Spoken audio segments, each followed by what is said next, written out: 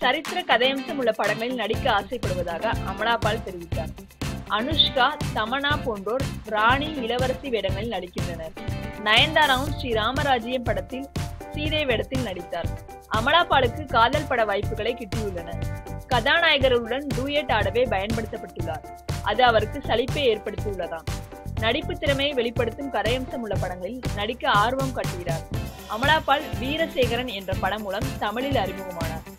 சிந்து சமவெளி படத்தில் மாமன்னரை காதலிக்கும் பெண்ணாக நடித்து பரபரப்பு ஏற்படுத்தினார். அமலா பால் கூறும்போது, கிராமத்து கதையம்சம் உள்ள படத்தில் நான் அறிமுகமானதால் அது போன்ற பட வாய்ப்புகள் நிறைய வந்தன. ஒரே மாதிரி நடிக்க பிடிக்கவில்லை. சரித்திர கதையம்சம் உள்ள படம் ஒன்றில் நடிக்க வேண்டும் என்பது என் கனவாக இருக்கிறது. அது போன்ற கேரக்டரை எதிர்பார்த்து காத்திருக்கிறேன் என்றார்.